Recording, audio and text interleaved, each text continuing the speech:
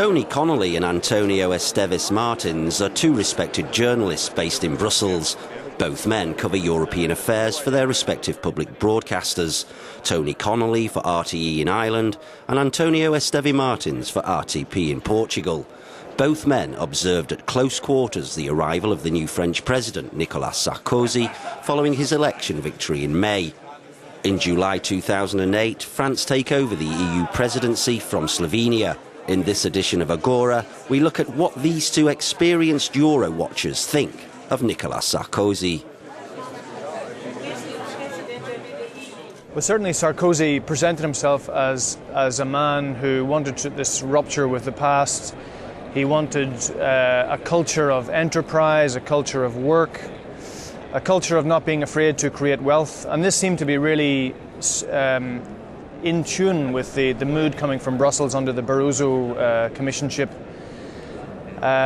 And yet, since he has become president, not just with his attacks on the European Central Bank, but also his defence of national champions and defence of French utility companies, he has shown himself to be not quite as reliable on the ideology that he was expressing before the election as he has been since.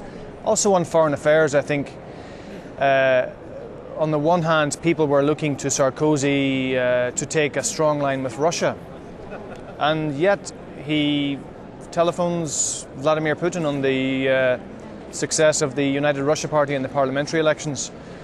I think there's a lack of consistency there. Can you see that the man is everywhere? I mean, there is no spotlight that is not there. He went to Libya, or sent his wife to Libya, and the Commission was already arranging the affair. So he takes advantage of any situation to promote himself. We're not used to see the president of a French republic to do something like that. He even came here to a Eurogroup meeting of finance ministers. What for? He has got a minister here. Doesn't he like her? Is she not doing a good job? So every time the man has got a possibility, here he is. So it's something very strange, and we don't expect a president to interfere in such affairs. He comes again with Turkey, even if the Portuguese presidency is trying to open 2 more chapters, which is absolutely normal. You start inviting one country to the table to talk, just because one man arrives in the show, you cannot stop it. I think for the first 6 months or so, people will be prepared to give him that leeway because there's such a massive curiosity effect with Sarkozy, and there is something irresistible about someone who comes along with such dynamism and ideas and energy, because the European scheme has been so troubled and so lackluster since the constitutional referenda in France and Holland, and it needed someone like Sarkozy to come along and inject something in there. I agree with you. For us, it's great. Yeah. I mean, this is some very boring affairs. So if a man makes a little bit of a show, why not? Yeah. I mean, he can use his private life the way he wants. He can always complain about the press. He can make his show anytime. It's good for us.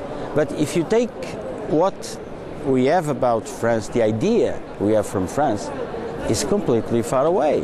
This man is completely different from Jacques Chirac, from François Mitterrand, Giscard d'Estaing. We cannot imagine those three doing such a show. And the man does it. Now he's going to Chad, tomorrow he's going to Colombia, and with America we have something that we didn't expect. France always had a position pro-European. This man seems to be Tony Blair #2. Yeah, I wonder if he really knows what he's doing, if he has a clear vision, because his main agenda was economic employment, reforming the French state. And I just wonder whether he has got the right advisors around him to make sure. Well, I understand he's got 5 key advisors who are beyond reproach, but I wonder what kind of advice they're giving him. You know, whether it is right for him to be phoning Putin, because the whole question of Russia and Europe is going to be absolutely critical. And there's no point in the West taking a high moralistic viewpoint of the rollback in democracy in Russia, the interference with the media, the total lack of any political competition in Russia.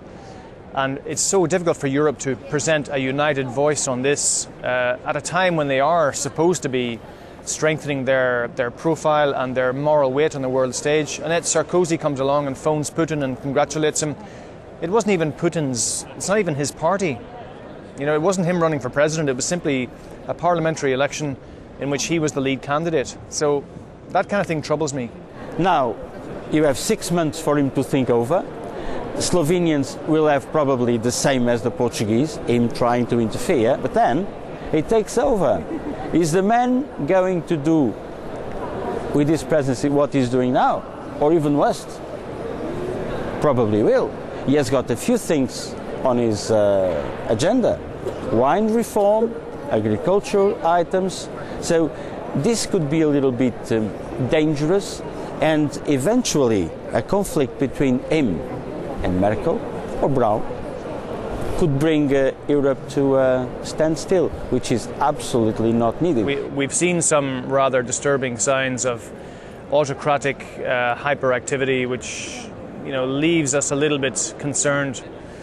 I think we need to give him a chance, and I think perhaps by the time he comes into the presidency, he will have his thirst for global adulation will have relaxed a little bit, and perhaps he will start to develop some coherent policies.